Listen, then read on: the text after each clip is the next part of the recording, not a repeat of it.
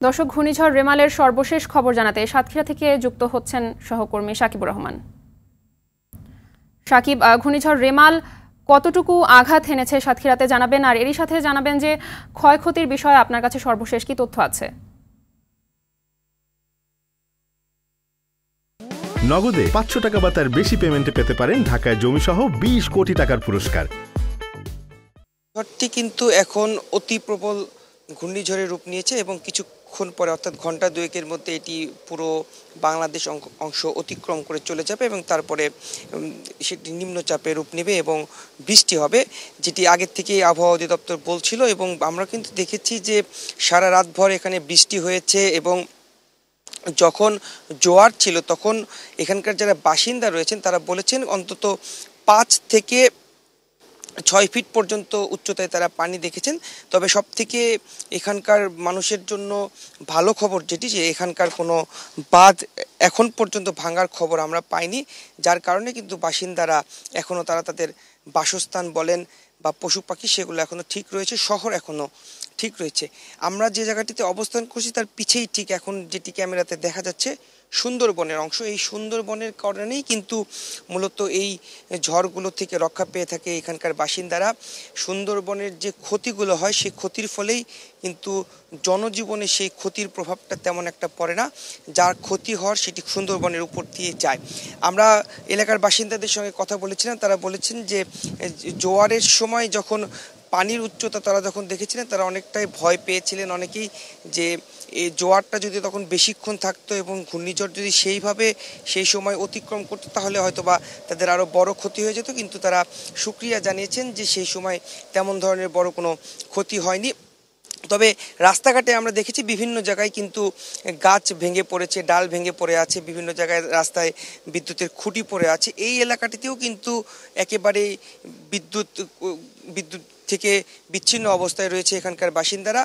কখন নাগাদ বিদ্যুৎ আসবে তেমন কোনো সংবাদ কিন্তু এখনও দিতে পারেনি। বিভিন্ন জায়গায় যেখানে গাছ পড়ে যাচ্ছে সেখানে কিন্তু ফায়ার সার্ভিস, এলাকাবাসী সবাই এগিয়ে আসছেন সেই গাছগুলোকে সরিয়ে দেওয়ার জন্য, যাতে রাস্তায় কোনো প্রতিবন্ধকতা সৃষ্টি না হয়। সব মিলিয়ে বলা চলে যে যেহেতু বেলা গড়ার পরেই কিন্তু ধীরে ধীরে ক্ষয়ক্ষতির পরিমাণগুলো বেরিয়ে আসে। আমরা আশা করব যে এইখানে তেমন কোনো ক্ষয়ক্ষতি হবে না, তবে যেখানে ক্ষতি হয়েছে সেখানেকার ক্ষতি তারা পুষিয়ে উঠতে পারবেন। অনেক জায়গায় আমরা বাঁধ ভাঙার খবর পেয়েছি, সেই জায়গার বাসিন্দাদের বাঁধ যাতে আবার পুরো ঠিক না হলেও কিছুটা তারা ঠিক করে যেন পানি ঢোকা বন্ধ করতে পারে সেই বিষয়গুলো নিয়েও কিন্তু তারা কাজ করছেন। তো এই ছিল আমার কাছে সাতক্ষীরা থেকে সর্বশেষ। মাহবুবা। জি, ধন্যবাদ আপনাকে। দর্শক, বরিশাল থেকে যুক্ত হচ্ছেন আমাদের আরেক সহকর্মী আরিফুল ইসলাম। আরিফ, ঘূর্ণিঝড় রেমাল বরিশালে কতটুকু আঘাত এনেছে জানাবেন, আর এখন সেখানকার অবস্থান কি, আর ঘূর্ণিঝড়ের কারণে কোনো হতাহতের ঘটনা ঘটেছে কিনা? জি মাহবুবা, ধন্যবাদ আপনাকে। আপনি আসলে যেমনটি জানতে চেয়েছেন, বরিশালের অবস্থা কিন্তু খুবই শোচনীয়। আপনি জানবেন যে ধান নদীখাল তিনে বরিশাল শুধু মানে শুধু নদীমাতৃক শহর এলাকা হওয়ায় এই এলাকাগুলো কিন্তু অল্প বৃষ্টিতেই যেমন ডুবে যায়, ঠিক আজকের যে দৃশ্যটি সেটি হচ্ছে যে একটি ভয়াবহতা রূপ নিয়েছে। আপনাকে একটু জানাতে চাই, আমি এখন যেখানটিতে দাঁড়িয়ে আছি বরিশাল সিটি কর্পোরেশন এলাকায়, এখানে কিন্তু দেখছেন হাঁটু সমান পানি। আমি আরেকটু সামনে গেলে কিন্তু আমার কোমর সমান পানি হবে। সুতরাং বুঝাতে চাচ্ছি আপনাকে অন্যান্য এই বরিশাল জেলার অন্যান্য উপজেলার অবস্থা কতটা দুর্বিষহ।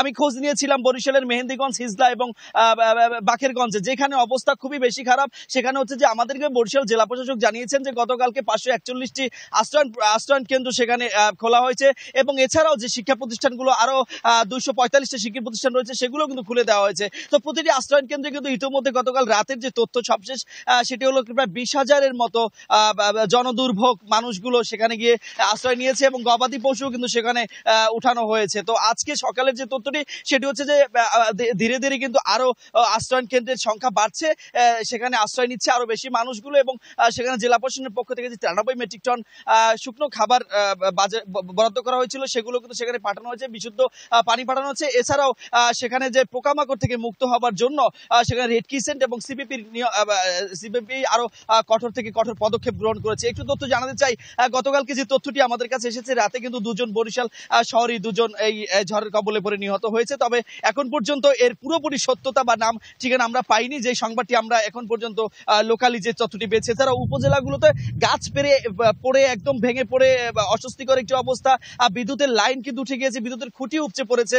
আমি এখন যে সড়কটিতে দাঁড়িয়ে আছি উলালগুনি সড়ক, এখানেও কিন্তু বিদ্যুতের লাইন একদমই বিচ্ছিন্ন। গতকালকে রাত থেকেই মানে তারের উপরে গাছ ভেঙে পড়ে। তো মাহবুবা, শেষ করব তার আগে একটু বলতে চাই যে সিডরের দৃশ্য ভয়াবহতাকেও হার মানিয়েছে এবারের যে ঘূর্ণিঝড়টি, সেটি বরিশালের অবস্থা একদমই মানে বেসামাল। কারণ এই সামাল দিয়ে ওঠার মতো অবস্থা খুব মানে কষ্টসাধ্য হয়ে পড়বে গোটা শহরে।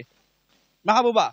জি, ধন্যবাদ আপনাকে। দর্শক, রেমালের প্রভাবে চট্টগ্রামে ব্যাপক বৃষ্টিপাত হচ্ছে, এতে শহর জুড়ে জলাবদ্ধতা সৃষ্টি হয়েছে। এ বিষয়ে জানাতে সেখান থেকে সরাসরি যোগ দিচ্ছেন সহকর্মী সাইফুল মাহমুদ। সাইফুল, রেমালের প্রভাবে চট্টগ্রামে জলাবদ্ধতা ও জনদুর্ভোগের চিত্র কেমন দেখতে পাচ্ছেন জানাবেন।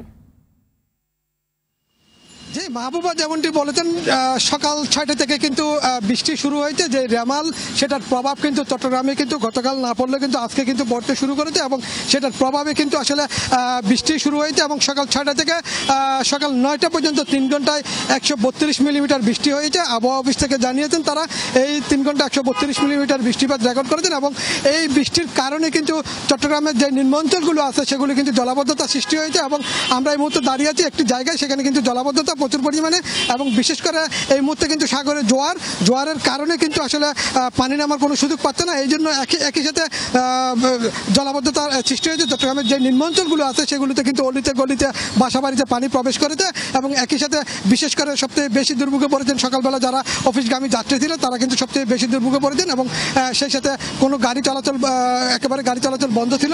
যে দু একটি গাড়ি চলাচল করেছে সেগুলি কিন্তু অধিক ভাড়া নিয়েছে বলে অভিযোগ করেছেন যারা অফিসগামী যাত্রী ছিল তারা।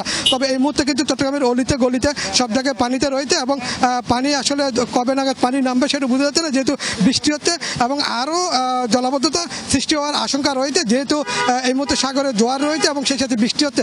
যতক্ষণ পর্যন্ত বৃষ্টি থাকবে এবং একই সাথে জোয়ার যতক্ষণ পর্যন্ত থাকবে ততক্ষণ পর্যন্ত কিন্তু জলাবদ্ধতা থাকবে বলে মনে করা হচ্ছে।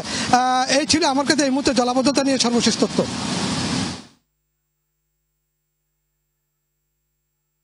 জি, ধন্যবাদ আপনাকে।